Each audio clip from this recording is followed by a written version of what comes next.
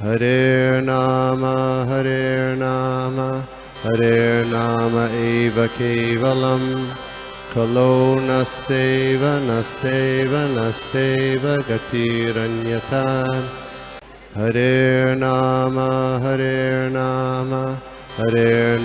eva kevalam, kalo nasteva nasteva nasteva gatiranyata.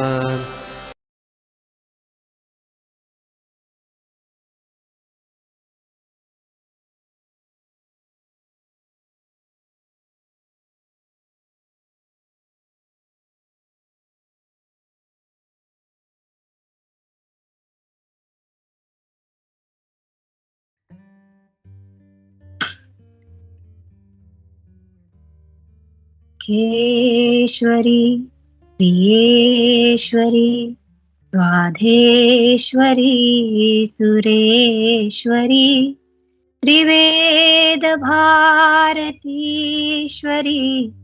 प्रमाणशासनेश्वरी Rameshwari शमेश्वरी प्रमोदकानेश्वरी Brajeshwari व्रजाधिपे राधिके नमोस्तुते राधिके नमोस्तुते राधिके नमोस्तुते। ओम नमो भगवते वासुदेवाय। ओम नमो भगवते वासुदेवाय। ओम नमो भगवते वासुदेवाय।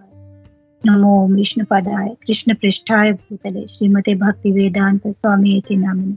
नमस्ते सारस्वते देवे गौरवाणी प्रचारिणे निर्विशेष शून्यवादी पाश्चात्य देशतारिणे। जय श्री कृष्ण चैतन्य प्रभु नित्यानंद श्री अद्वैत गदाधर श्रीवासादि गौर भक्तवृंद। हरे कृष्ण कृष्ण कृष्ण हरे हरे, हरे राम राम राम हरे हरे। श्रील प्रभुपाद की जय।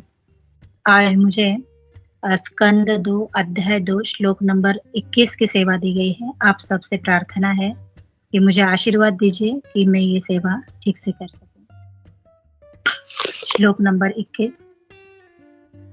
तस्माद् भुवोऽन्तरं मुन्नयेत निरुद्ध सप्तायतनो अनपेक्षः तित्वा मुहूर्ता अर्धं कुण्ठदृष्टि निर्विद्य मूर्धन विसृजेत परम गतः। अनुवाद बाय श्रील प्रभुपाद की जय।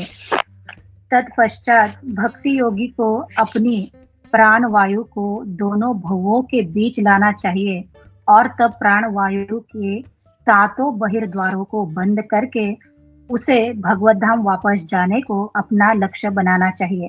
यदि वह भौतिक भोग की सारी इच्छाओं से मुक्त है तब उसे ब्रह्मरंध्र तक पहुंचना चाहिए तथा श्री भगवान में स्थिर हो जाने पर अपने सारे भौतिक बंधनों को त्याग देना चाहिए। हरे कृष्णा। श्रील प्रभुपाद की जय। यहाँ पे एक भक्ति योगी अपने शरीर को, माता जी आप हैंड रेज कर रहे हैं। हरे कृष्णा। हाँ माता जी, प्लीज वीडियो ठीक कीजिए, सिर्फ आपका तिलक दिख रहा है। अच्छा माता जी। सॉरी माता जी।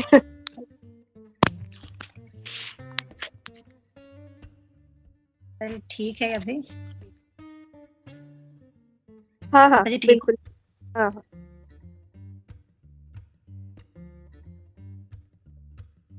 तो इस श्लोक में प्रभुपाद जी बता रहे हैं कि जो एक योगी है वो योगी अपने शरीर को किस तरह से त्यागता है, उसकी अंतिम गति किस तरह से होती है।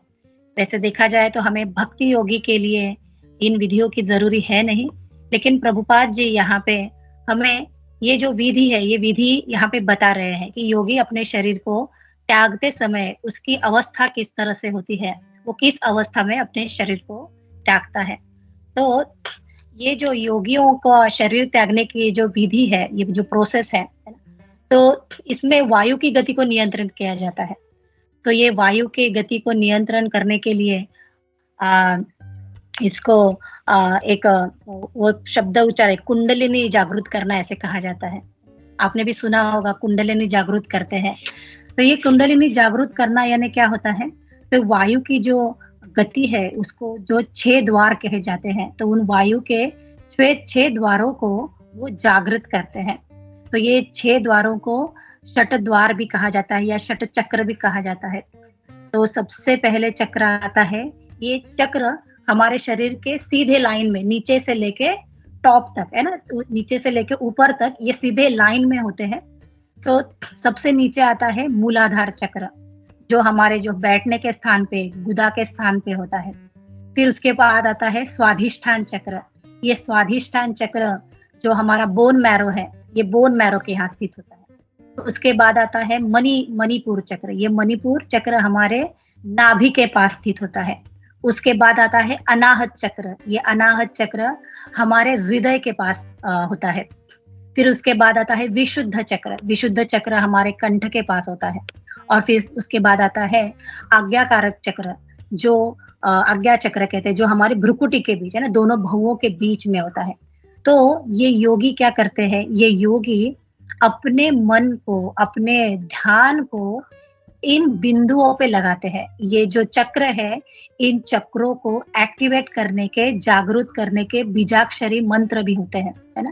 तो उन मंत्रों का उच्चारण करके, वहां पे ध्यान करके ये क्या करते हैं, उस चक्रों को एक्टिवेट करते हैं, उस चक्र को जागृत करते हैं। तो ऐसे करने से होता क्या है, तो प्रभुपाद जी कहते हैं जब ये एक एक चक्रों को वो बंद करते हैं या इनको कहा जाता है जागृत करते हैं, तो भौतिक चीजों से है ना, जो हमारी इंद्रियां लिप्त है, इन इंद्रियों को वो वश करते हैं, वो इंद्रियों का वशीकरण होता है। तो इसका सबसे बड़ा उदाहरण हमें मिलता है श्रमिक ऋषि का। जब राजा परीक्षित श्रमिक ऋषि के कुटिया में गए थे, तो वहां पे जाने के बाद उनके जो श्रमिक ऋषि के जो सारे इंद्रियों का वहां पे वर्णन मिलता है कि राजा परीक्षित जाते हैं और ऋषि से जल मांगते हैं।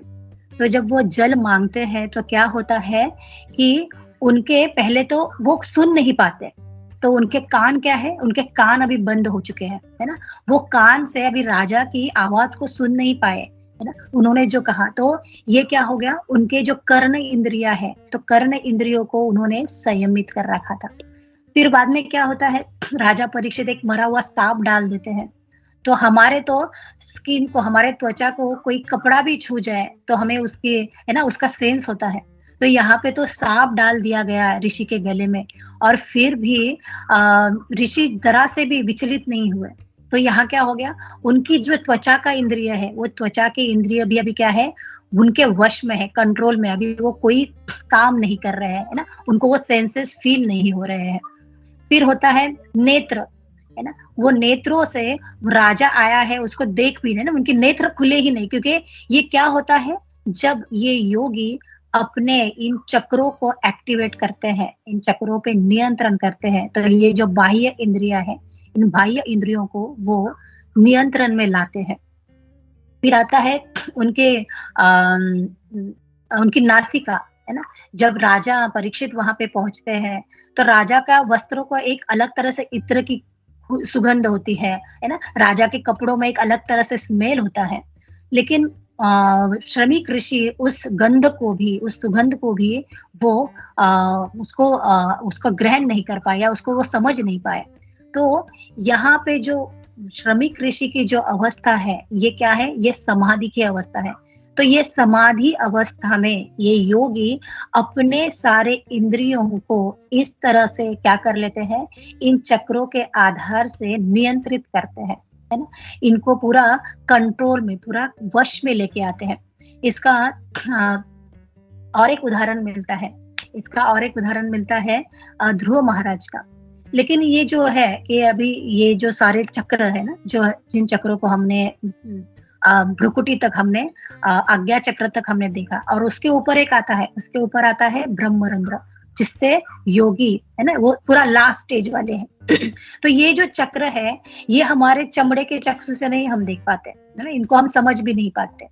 तो इनको देखने के लिए प्रभुपाद जी कहते हैं जैसे शब्दों में तरंगे हैं, है ना। जब हम शब्द या कोई धुन गाते हैं तो धुन गाते हैं तो उसके वाइब्रेशन से उसकी तरंगे हैं, उन तरंगों को हम नहीं देख पाते, है ना। हवा में इतने परमाणु है, इतने सूक्ष्म कीटाणु है जिनको हम खुली आंखों से नहीं देख पाते। तो वैसे ही ये जो चक्र है ना, ये योगी अपने योग विद्या के द्वारे ही इसको देख पाता है। तो इनको देखने के लिए वो योगी के चक्षु, है ना, योगी ने वो विद्या ग्रहण करी है, और योगी ने वो योग विद्या को धारण किया है और उसके थ्रू वो इन चक्रों को अनुभव करता है। तो जब इन चक्रों को जब जागृत किया जाता है तो उसी समय क्या होता है, उसके साथ साथ ही उसकी वो इंद्रियों को भी वो प्रभावित करता है ना। तो श्रमिक ऋषि के बारे में हमने यही देखा कि वो इंद्रियों को भी प्रभावित कर रहा था। तो ध्रुव महाराज भी क्या करते हैं, ध्रुव महाराज भी इसी विधि को फॉलो करते हैं। जैसे पहले उनको तो 6 महीने में भगवान की प्राप्ति हुई थी।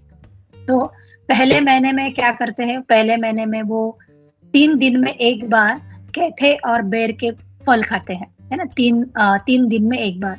उसके बाद दूसरे महीने क्या करते हैं, 6 दिन में वो सिर्फ सूखे पत्ते ही खा रहे हैं। फिर उसके अगले महीने क्या कर रहे हैं कि 9 दिन में अभी वो एक बार पानी पी रहे हैं।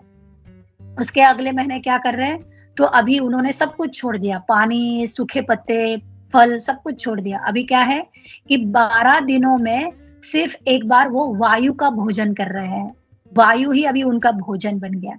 और अभी नेक्स्ट मंथ में क्या होता है, आगे वाले मंथ में क्या करते हैं कि वो वायु को ग्रहण करना भी बंद कर देते हैं।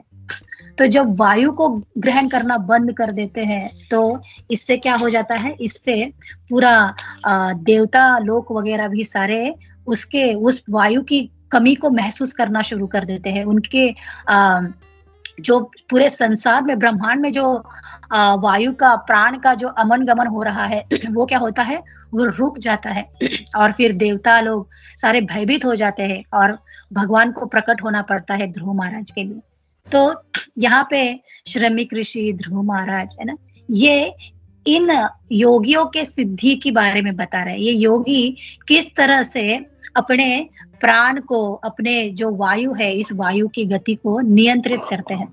तो ये प्राण के भी 10 प्रकार बताए गए हैं कि किस तरह से ये प्राण, ये हमारे शरीर में कार्य करता है। तो सबसे पहले तो है प्राण, जो वायु है, जो हमारे हृदय में है ना, जो जिससे हम सांस ले पा रहे हैं, जो हृदय को एक्टिवेट कर रहा है। उसके बाद आता है अपान। अपान होता है कि जो वायु है जो नीचे से गुदा के तरफ से जाती है, वो है अपान। उसके बाद आता है व्यान। व्यान क्या है, तो व्यान हमारे रक्त को संचारित करती है। पूरे हमारे शरीर में ये वायु रहती है जो पूरे रक्त को नियंत्रित करती है, संचारित करती है। फिर आता है समान। समान ये वायु है हमारे नाभि के पास है, तो जो हमारा वात, कफ, पित्त, इसको ये कंट्रोल में लाती है। और हमारा जो शरीर से पसीना निकलना है उसको भी ये नियंत्रित करती है। फिर है उदान। उदान कहाँ पे है, तो उदान है कंठ के मध्य में है, जहां से हमारी आवाज निकल रही है। फिर क्या है कि भोजन को निगलना है, तो उस समय जो वायु एक्टिवेट होती है तो वो है उदान। फिर है नाग। नाग क्या है, तो जब हम डकार लेते हैं तो डकार लेने पर हमारी भोजन की एक सूचना है कि अभी भोजन आपका पर्याप्त मात्रा में हो चुका है, तो ये सूचना देने वाला ये है नाग। फिर है कूर्म। कूर्म क्या करता है, कूर्म ये वायु शरीर को फैलना, शरीर को सिकुड़ना, इस प्रोसीजर में ये वायु काम करती है। फिर आता है देवदत्त। देवदत्त वायु जब हम जमाई लेते हैं, है ना, जमाई लेते हैं, यॉनिंग कहते हैं, तो उसे जैसे निद्रा, तंद्रा, इन चीजों में ये देवदत्त नाम का प्राणवायु सक्रिय होता है। फिर है क्रीकर। क्रीकर में क्या है, क्रीकर में हमारी जो भूख प्यास जो उत्पन्न होती है, जिसको हम जिसको फील करते हैं भूख प्यास को, तो ये भूख प्यास को ये वायु एक्टिवेट करती है। और सबसे लास्ट में आता है धनंजय। तो ये धनंजय है, जब मृत्यु के समय हम शरीर को त्यागते हैं तो उस समय क्या होता है, जब आत्मा शरीर को छोड़ देती है तो शरीर में एक लचीलापन होता है, एक शरीर में एक थोड़े समय के लिए। तो उस समय जो शरीर में वायु है उसे कहा जाता है धनंजय। तो इस 10 प्रकार के प्राण से ये वायु इस तरह से हमारे पूरे शरीर में क्या है, सक्रिय है। और ये जो योगी है, ये योगी क्या करते हैं, इस प्राणों को, इस वायु को ये कंट्रोल में लाते हैं, ये नियंत्रण में रखते हैं अपने चक्रों के माध्यम से। अपने चक्रों को जागृत करके वो उन वायुओं को वहां पे नियंत्रित करते हैं, उनका काम वहां पे रोक देते हैं, है ना। तो ये इतनी वो शक्ति इस सब इन चीजों में, इन सिद्धियों में वो उत्पन्न करते हैं, खर्च करते हैं एक तरीके से।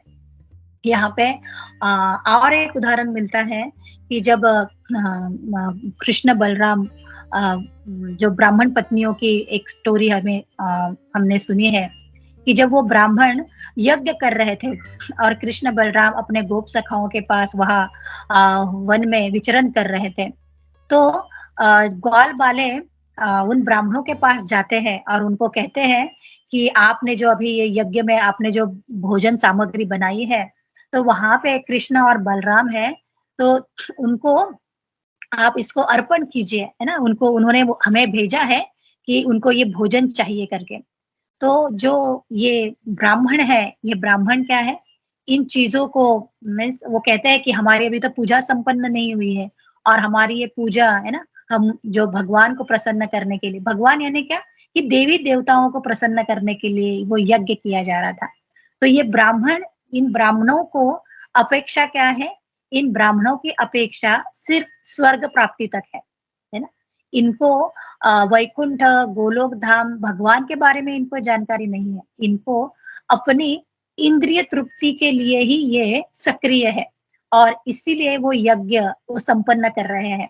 और जब साक्षात भगवान वहां पे आके उनके ऊपर कृपा करना चाह रहे हैं, तो भी ये ब्राह्मण क्या है, ये ब्राह्मण इन सब फायदों से या इन सब बेनिफिट से दूर है, वो इनसे अनभिज्ञ है ना, ये उनको जानकारी नहीं है। और जानकारी न होने के कारण वो क्या कर रहे हैं, वो कृष्ण और बलराम को वो भोग अर्पण नहीं करते, वो प्रसाद नहीं देते, है ना? तो इस तरह से कि भगवान उन ब्राह्मणों पे कृपा करना चाह भी रहे थे, लेकिन जो ऐसे कर्मकांडी लोग हैं, जो कर्म में लिप्त है, जिनकी पहुंच सिर्फ स्वर्ग की प्राप्ति तक ही है, तो ऐसे लोग क्या करते हैं, ये ऐसे लोग हैं ना, ये भगवान को प्राप्त नहीं कर पाते, ये भगवान तक पहुंच नहीं सकते। यहाँ पे श्लोक में एक बताया गया है, इसको मैं पढ़ लेती हूँ। यहाँ पे है, जिस किसी ने भी आध्यात्मिक जगत तथा श्री भगवान के साथ साक्षात संगति को अपना लक्ष्य बना रखा है, केवल वही इस भौतिक संसार में रहते हुए भी अपने भौतिक बंधनों को त्याग सकता है। तो यहाँ पे बताया है कि जो भक्ति योग में है, जो भक्ति कर रहे हैं, तो भक्ति योग में क्या होता है, हम हमारे इंद्रियों को भगवान की सेवा में लगाते हैं, है ना। हम हमारे जो इंद्रियां है, इनको नियंत्रण कैसे होगा, तो हम हमारी जो आंखें हैं, हमारी आंखें भगवान के अर्च विग्रहों के दर्शन करती है। हमारी ये जो कर्म इंद्रियां है ना, हमारे 2 हाथ, 2 पाँव, हमारा जीवा, तो हम इनको क्या कर रहे हैं, इनको भगवान से संबंध में इनको हम लोग कार्य में लगा रहे हैं। हमारे हाथ भगवान के अर्च विग्रहों की सेवा में लगे हैं, भोग बनाने में लगे हैं, भगवान का श्रृंगार करने में लगे हैं। हमारे पाँव क्या है, हमारे पाँव मंदिर जाने के लिए है ना। हम मंदिर जाने के लिए उन पाँव का उपयोग कर रहे हैं, हम वैष्णव के घर जाने के लिए उन पाँव का उपयोग कर रहे हैं। हमारी जीवा है, हमारी जीवा क्या कर रही है, हमारी जीवा हरिनाम कर रही है, हम भगवान के नामों का मंत्रोच्चारण कर रहे हैं। और जब हमारी जीवा इन सब मंत्रोच्चारण से थक जा रही है, तो हम क्या करते हैं, फिर हम अर्च विग्रह का सेवा करना शुरू कर देते हैं। हम फूलों के हार बनाएंगे, हम मंदिर मार्जन करेंगे, तो हम सेवा करना शुरू करते हैं। फिर ये सेवा करने से भी हम थक जाए, तो हम क्या करेंगे, फिर हम श्रवण करते हैं। फिर श्रवण, हमारा श्रवण बढ़ता है इस तरह से। हमारे कानों की जो इंद्रिय है, उसको हम नियंत्रित करते हैं कि श्रवण करना शुरू होता है। श्रवण करके हो गया तो क्या हो गया, फिर हम वैष्णव से मिलते हैं, हम उनके साथ मिलके चर्चा करते हैं, हम उनके साथ कीर्तन करते हैं। तो इससे क्या है, हमारी जो ये सारी इंद्रियाँ हैं, इन इंद्रियों को हमने भगवान के कार्यों में हमने निवेश कर दिया है। तो यहाँ पे यही बताया गया है कि जो भगवान के साथ संगति करना चाहता है और जिसने अपना लक्ष्य बना के रखा है, वो क्या कर रहे हैं? वो भौतिक बंधनों से इस तरह से ये अपने इंद्रियों को भगवान में इन्वॉल्व करके, भगवान की सेवा में लगा के अपने इंद्रियों को वो कंट्रोल में करते हैं। जैसे कि वो योगी भगवान की सेवा नहीं करना चाहते। तो भगवान की सेवा न करते हुए वो इन कुंडलिनी को जागृत करके, इन चक्रों को एक्टिवेट करके, है ना?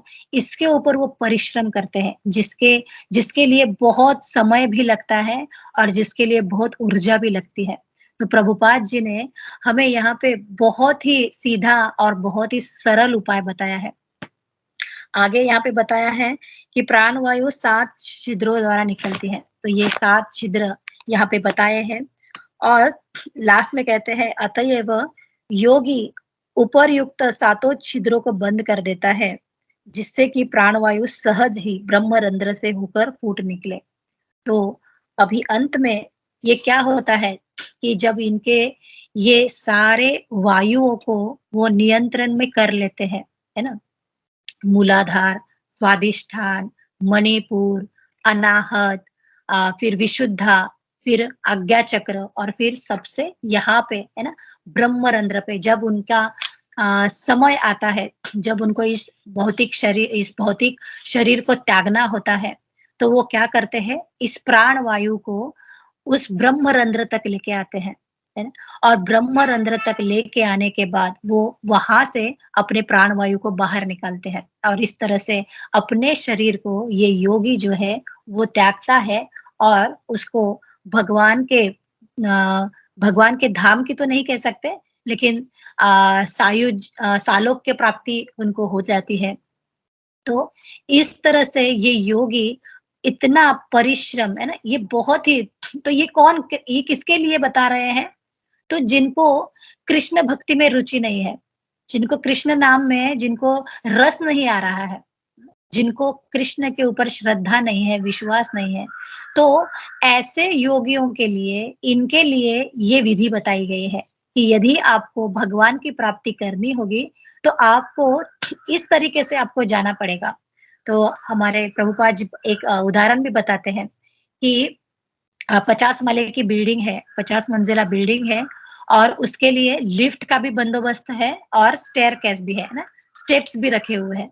तो ये योगी क्या कर रहे हैं? ये योगी उस 50 माले की बिल्डिंग के लिए वो स्टेप्स का यूज़ कर रहे हैं। वो है ना? वो स्टेप्स से स्टेयरकेस से जा रहे हैं, धीरे, धीरे, धीरे करते। धीरे-धीरे वो भी पहुँचेंगे, है ना? उनको भी वही प्राप्ति होगी। तो भक्त क्या कर रहे हैं? जो कृष्ण भक्त हैं, भक्ति योग में लगे हैं, वो क्या कर रहे हैं? वो लिफ्ट का यूज़ कर रहे हैं, है ना? हरि नाम क्या है? हरि नाम लिफ्ट है। हमें बस उस लिफ्ट में बैठना है और डायरेक्ट हम लोग 50वें माले पे पहुँचेंगे। तो हमें ये प्रभुपाद जी की कृपा से, हमारे गुरु की कृपा से हमें ये एक वरदान मिला है कि हम इज़िली, है ना, भगवत धाम की प्राप्ति हमें हो सकती है। सिर्फ़ 4 नियमों का पालन और हरि नाम, 16 माला का जप। तो ये इतनी सरल विधि है, जो कृष्ण भक्ति से प्राप्त हो जाती है। लेकिन जो अ, अभक्त है, निर्विशेषवादी है, शून्यवादी है, इन लोगों के लिए ये बहुत ही, है ना, इनके लिए ये प्रवास जो है वो बड़ा ही दुर्गम्य है। तो इसलिए प्रभुपाद कहते हैं, जिन्होंने भी भगवान के चरण कमलों की शरण ग्रहण की है, तो अंत समय में क्या है, अंत समय में यदि वो भक्त भगवान को याद भी न कर पाए, तो भगवान वचन देते हैं कि ऐसे भक्त को जिसने भक्ति योग से, जिसने प्रेम से मेरे, है ना, पूरे जीवन भर मुझे पाने के लिए प्रयास किया है, मेरी भक्ति करी है, तो मैं क्या करता हूँ, मैं ऐसे भक्त को मैं स्वतः ही स्मरण दिलाता हूँ। मैं उसको स्वतः उसको मैं याद दिलाता हूँ और मैं उसको मेरे धाम में वापस लेके आता हूँ। तो ये श्लोक के बारे में मैं इतना ही समझ पाई हूँ। मैं अभी आपसे आज्ञा लेती हूँ। मेरी जो भी कोई त्रुटियाँ है तो प्लीज़ उसको बताइए ताकि मैं आगे मेरी भक्ति में सुधार कर सकूँ। हरे कृष्णा, दंडवत प्रणाम सभी को।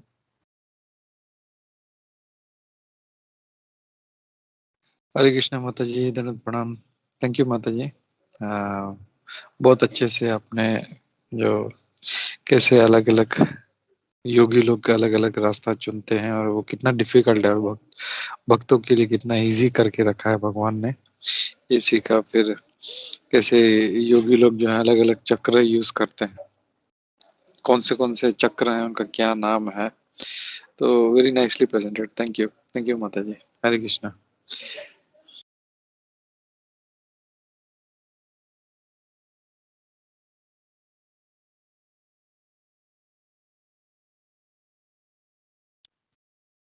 हरे कृष्णा माता जी, दंडवत प्रणाम। या थैंक यू सो मच माता जी, और वंडरफुल लेक्चर, वंडरफुल क्लास माता जी। और बहुत सारे इंफॉर्मेशन आपने, बहुत सारे नए इंफॉर्मेशन आज सुनने को मिला माता जी। जैसे आप वो, जैसे गोपी मनोहर प्रभु जी ने भी कहा कि वो जो आपने वो जो अलग अलग ये इसके बारे में बताया आपने, it was very nice. And बहुत अलग अलग नाम थे उसको सुनने को मिला माता जी। एंड वंडरफुल लेक्चर माता जी, बहुत बढ़िया। हमेशा की तरह आप बहुत सरल और बहुत अच्छे से आप समझाते हैं। इट वाज वेरी नाइस माता जी। हरे कृष्णा, शिला प्रभुपाद की जय। हरे कृष्णा माता जी। दंडवत प्रणाम। All glories to Srila Prabhupada.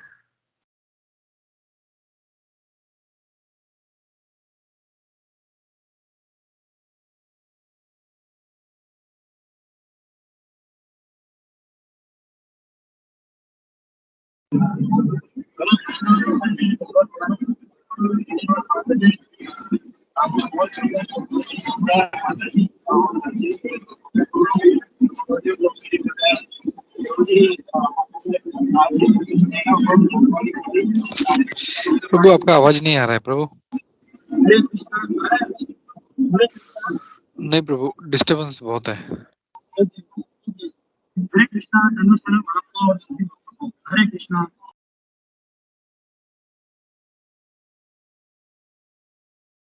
हरे कृष्णा माता जी, दंडवत प्रणाम।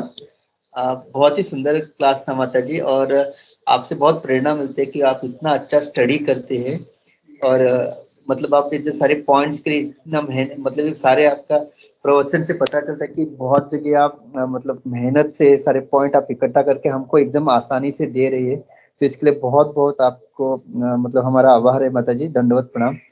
मतलब बहुत it is not at all easy. मतलब बहुत सारे लेक्चर, फिर किताबें पढ़ के प्रभुपाद के परपट ये सब, फिर आप उसको इकट्ठा करके एकदम क्या कहते हैं, वो जो एक डोज की तरह आप हमको इतना सुंदर तरह से दे रहे, तो उसके लिए बहुत बहुत धन्यवाद माता जी। Thank you. आपकी ये सेवा बहुत अच्छी है और बहुत प्रेरणा मिलती है कि हमको किस तरह से क्लास प्रिपेयर करना है। ऐसा नहीं कि खाली कुछ बोल दिया और खत्म। आप उस क्लास में आप एकदम डीप हर एक पॉइंट देती है माता जी। Thank you so much. आप हमको भी ऐसे ही ब्लेस कीजिए कि हम भी इसे आपकी तरह से प्रामाणिक होकर क्लास प्रिपेयर करें। हरे कृष्णा माता जी, दंडवत प्रणाम। हरे कृष्णा, दंडवत प्रणाम प्रभु जी। प्रभु जी आप सब सीनियर है यहाँ पे, बहुत सालों से भक्ति में है प्रभु जी। आप सब मुझे ब्लेसिंग्स दीजिए, मेरी त्रुटियों को बताइए प्रभु जी। हरे कृष्णा, दंडवत प्रणाम। हरे कृष्णा माता जी। माता जी, भक्ति में कोई सीनियर नहीं रहता है। सब भक्ति के ऊपर, जैसे ध्रुव महाराज, प्रहलाद महाराज कितने छोटे थे लेकिन भक्ति कितनी उनके ऊपर सबसे बड़ी थी। जैसे आप बहुत नए हो लेकिन बहुत सुंदर तरीके से आप बताते हो। मुझे बहुत आपका लेक्चर बहुत सुंदर लगता है, और आपने इतने सारे वायु बताए और वो कौन कौन से काम करते हैं, और हम लोग जब भक्ति में आते हैं तो हम अपने इंद्रियों से वैसे कैसे काम में लगाते हैं, अपने इंद्रिय कैसे वश में करते हैं, वो बहुत सुंदर तरीके से बताया। और जो भी ये सुन लेगा आज आज का लेक्चर, तो उसे पता चलेगा कि योग मार्ग अच्छा है या भक्ति मार्ग अच्छा है। बहुत सुंदर तरीके से माता जी आपने बताया। हरे कृष्णा। हरे कृष्णा, दंडवत प्रणाम। श्रील प्रभुपाद की जय।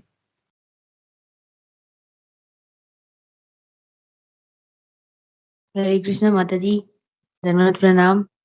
माता जी बहुत ही सुंदर था आज का क्लास, बल्कि आज के बिकॉज मैंने ये रिसेंटली कोर्स किया था, एक स्पिरिचुअल कोर्स में, जिसमें हम रेकी और ये क्रिस्टल वाइज में सीखते हैं कि कितने प्रकार के चक्र होते हैं। और जो ये खासकर जो आपने आज कुंडलिनी के बारे में जो बताया था, इसके बारे में भी बहुत रिसर्च की थी। और हमारे मीन्स जो चक्र होते हैं वो हमको डिटेल में सिखाए गए थे। और सबसे लास्ट वाला जो चक्र है जो सर के ऊपर होता है, सहस्रार चक्र, मतलब वहां तक पहुंचना बहुत मतलब बड़ी बात है। और स्पेशली जो कुंडलिनी की जो शक्ति होती है, कुंडलिनी चक्र अवेकन करने के लिए बहुत मतलब एक तो पहले प्रयास लगता है। और जैसे आपने बताया कि कुंडलिनी शक्ति जब एक्टिवेट हो जाती है तो उसको किसी ना किसी के जैसे प्रभुपाद बोलते हैं ना, सर्व कृष्णा, सर्व गॉड, और otherwise you have to serve dog. तो वो एक ऐसी शक्ति होती है कि अगर हम एक बार वो एक्टिवेट कर लें कुंडली, तो हमको या भगवान की सेवा में या मतलब ऐसे लगानी ही पड़ती है। तो ये भी बहुत अच्छा आपने बताया माता जी आज। और जो चक्र विभिन्न चक्र जो सीखे थे मैंने, उसमें सीखा था कि जैसे आपने जो बताया कि सबसे पहले जो मूलाधार, और फिर उसके बाद हमारा स्वादिष्ठान, और अ, तो उसमें माताजी मैंने ये सीखा था कि है ना, कोई भी अगर चक्र, वैसे वो मार्ग तो भक्तों के लिए है नहीं, लेकिन ऐसे नॉलेज के लिए मतलब पता चला कि किसी भी एक चक्र में अगर गड़बड़ी है तो भी वो मतलब योगी के लिए इजी नहीं होता कंसंट्रेट करना। तो अच्छा है कि प्रभुपाद ने हमें ये थोड़ा सा इजी वाला मार्ग दे दिया, यानी कि भक्ति मार्ग। तो हमको बॉदर करने की जरूरत नहीं है कि ये चक्र दिक्कत है या इसमें नहीं है उसमें नहीं है।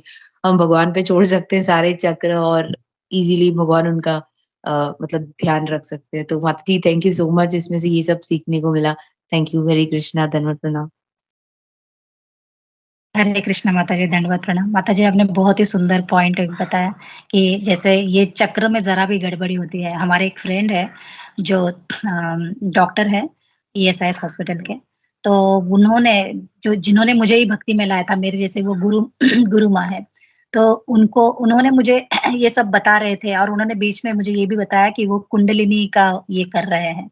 तो उनसे मुझे थोड़ी सी आइडिया मिली थी, लेकिन उन्होंने मुझे कोई विस्तृत में नहीं बताया था। कि उन्होंने कहा आप आगे बढ़ोगे तब आपको पता चलेगा कि क्या है, कैसा है करके। तो अभी उनकी फेज़ ऐसे है ना कि वो पूरे साइकोलॉजिकल ट्रॉमा में फँसे हुए हैं। तो जैसे ये हमारे लिए ना भक्ति योग प्रभुपाद जी ने बहुत ही सुंदर हमें सरल मार्ग दिया है। क्योंकि इस चक्र का स्टडी करते वक़्त जब आप उनके वो बीजाक्षरों को ध्यान में करते हैं, इनके अलग-अलग बीजाक्षर हैं, तो उन बीजाक्षरों को आपको उतने महीनों तक, है ना? आपको जब ये आप बीजाक्षरों का उच्चारण भी करते हैं, तो आपको वो रियलाइज़ होना शुरू होता है कि आपके शरीर में एक अलग से ऊर्जा आ रही है। कुछ तो आपका, है ना, आप कहीं पे तो कंट्रोल कर रहे हैं। लेकिन जब इसमें गड़बड़ी होती है ना, तो सच में आप साइकोलॉजिकल ट्रॉमा में फँस जाते हैं। तो फिलहाल वो जो मेरी फ्रेंड है, वो जो माताजी है, वो उसी फ़ेज़ में गुज़र रही है, और उन्होंने कहा भी कि उन्होंने वो बीच में छोड़ भी दिया। लेकिन छोड़ देने के बाद भी मुझे ऐसा लगता है कि वो चक्र जागृत होने के वजह से होगा या जो भी है, वो मेंटली बहुत डिस्टर्ब है। वो खुद भी कहते हैं कि मैं अभी वो जो भक्ति कर रही थी उस तरह से मेरा वो तालमेल अभी बैठता नहीं है ना? तो माताजी सच में ये जो है, ये भक्ति योगी जो कर रहे हैं, अ, योगी जो कर रहे हैं, ये बहुत डिफिकल्ट टास्क है, बहुत ही डिफिकल्ट है माताजी। हरे कृष्ण माताजी।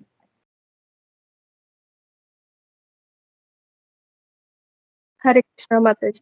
भाई इतनी सारी साधना करते के योगी लोग को मरते वक्त उन्हें खुद ही सब अपने इंद्रियों को वश में करके फिर वो ब्रह्म क्या कौन सा ऊपर वाला जो है रंध्र उससे उसका शरीर छोड़ना पड़ता है। कितना और हमने देखा कि जब हम लोग देह त्यागते हैं तब कितनी तकलीफ होती है। ये सब करने के वक्त उन्हें योग होना बहुत मुश्किल है। मतलब सब लोग नहीं कर पाते वो अपने शरीर को वश में करके ब्रह्मरंध्र से प्राण नहीं छोड़ पाते। लेकिन हमारे लिए कितना ईज़ी है, सिर्फ भक्ति करो, लास्ट में हमें याद ना आए तो भी भगवान हमें याद दिलाएँगे। प्रभुपाद जी हमें पीछे वाले रास्ते से लेके जाएँगे। हमारा मार्ग सबसे अच्छा है। हरे कृष्णा। जी माताजी, बहुत सुंदर माताजी। हरे कृष्ण।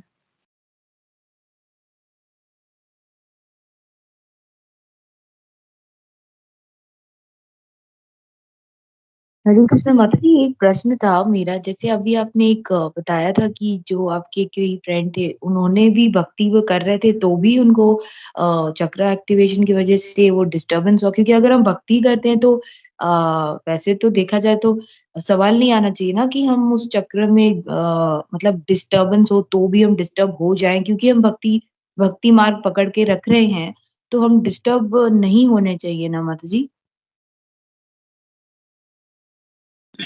एक्चुअली होता क्या है ना, हम जब थोड़ा सा डगमगा जाते हैं, है ना, प्रभुपाद जी भी कहते हैं कि है ना, कैसे ना एक ही जगह को पकड़ के रखो, है ना, आप इधर से उधर से आप सब जगह घूमते रहोगे ना तो आप भ्रमित हो जाओगे। तो वो माता जी के साथ थोड़ा ऐसे ही हुआ कि वो हर तरह से ना, जहाँ पे वो उनको पाल्मेस्ट्री में भी उनको इंटरेस्ट था, उनको सब है ना, मीन्स हर तरह से वो ये कार्ड, टेरो कार्ड, ये वो वगैरह, तो ये सब कुछ वो कर रही थी, भक्ति भी कर रही थी और ये सब कुछ भी कर रही थी। तो उनका वो एक उनकी क्यूरियोसिटी थी कि मैं जरा देखूं उसमें क्या है, लेकिन वो अपने सेल्फ एक्सपीरियंस से वो कह रहे हैं कि बहुत ही डिस्टरबेंस है इन सब बाकी के सारे सिद्धियों में वगैरह, योगियों में के ना। तो एक्चुअली ये भ्रमित होने की वजह से होता है माता जी, कि हम भ्रमित हो जाते हैं, हमारे लक्ष्य से थोड़ा-सा विचलित हो जाते हैं। तो हमारा लक्ष्य बस एक ही होना चाहिए कि प्रभुपाद जी को हमें छोड़ना नहीं है। जो प्रभुपाद जी कह रहे हैं, 4 नियमों का पालन और 16 माला। हाँ, एज़ अ क्यूरियोसिटी आप उन बारे में सीख सकते हो, उन बारे में जान सकते हो, लेकिन उसको जी प्रभु जी आप बताइए। जी, हरे कृष्ण।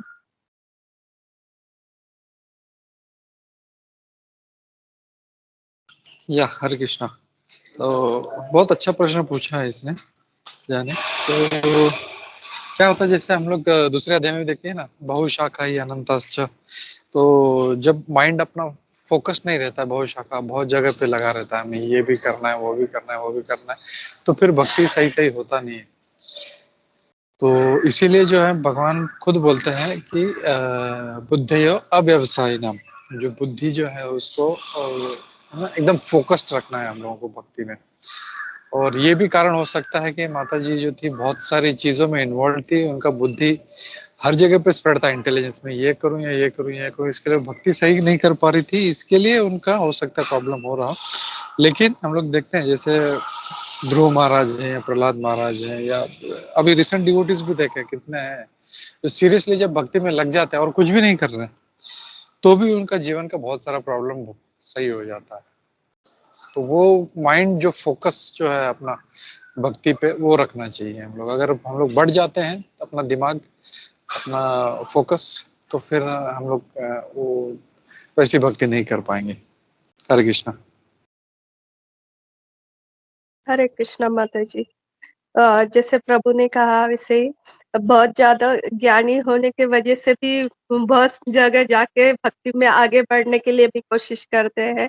और दूसरा ये वो भक्त है, तो उनका कुछ भी नहीं बिगड़ेगा। आप जैसे भक्तों को उन्होंने लाया भक्ति में, तो एक बार ध्रुव महाराज का जब अंतिम समय आता है और वो जब जाने लगते हैं विमान में, तब उन्हें पूछा, तब ध्रुव महाराज पूछते हैं कि मैं तो जा रहा हूँ भगवत धाम, लेकिन मेरी माँ का क्या होगा जिन्होंने मुझे ये भक्ति के लिए भेजा था। तो बोलते हैं जो विष्णुदूत होते हैं, वो बोलते हैं वो तुम्हारी शिक्षा गुरु है, वो देखो उनका जो विमान है वो आपसे पहले जा रहा है। तो जिन्होंने आपको भक्ति का मार्ग दिखाया उनका तो सच में ही अच्छा हो जाएगा, उसका नो डाउट। हरे कृष्णा। माता जी आपने तो ये बहुत बड़ी बात कह दी माता जी। All glories to Srila Prabhupada माता जी, all glories to Srila Prabhupada. जी प्रभु जी।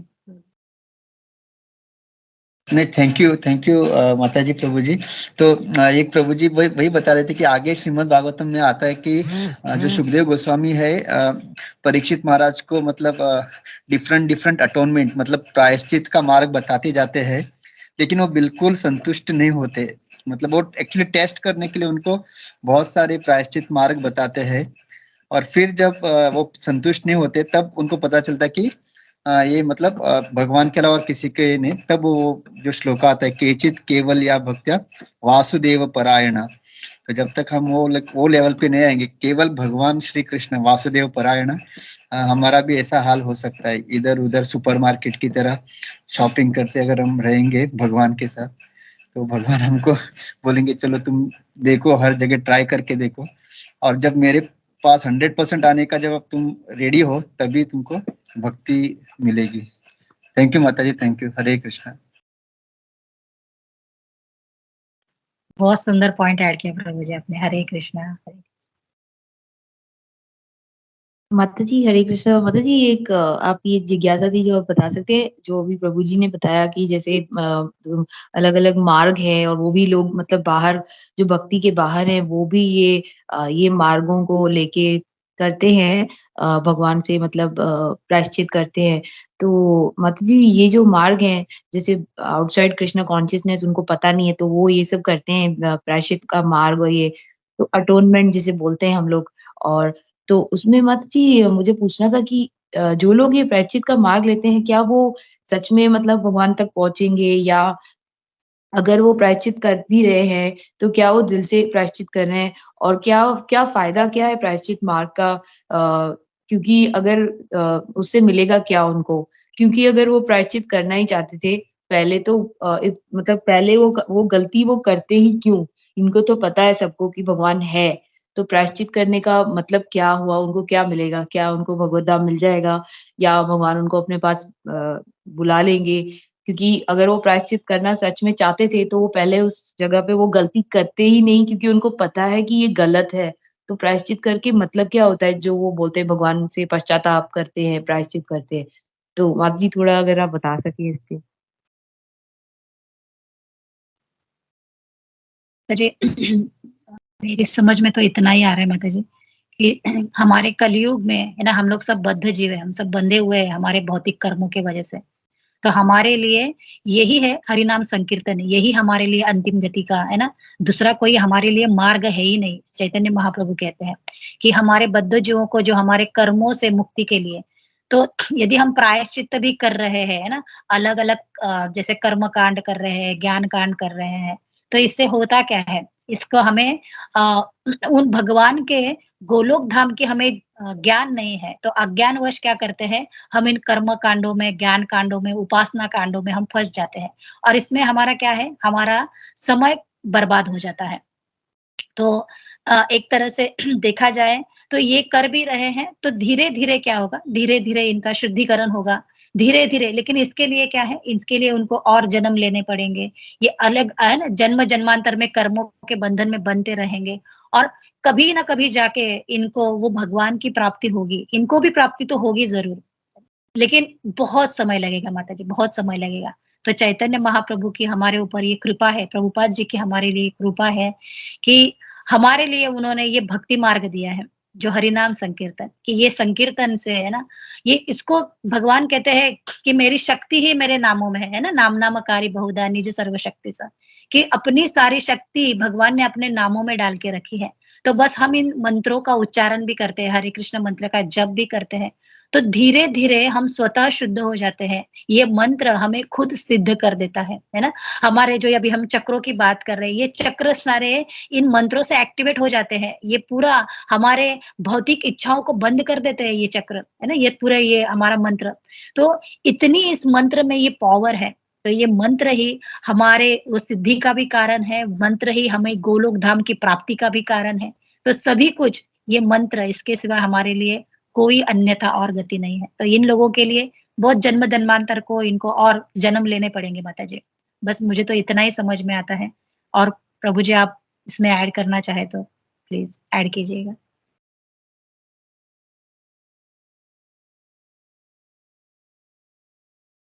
थैंक यू माता जी, बहुत अच्छे से आपने इसको समझाया। थैंक यू माता जी। दंडवत प्रणाम। हरे कृष्ण।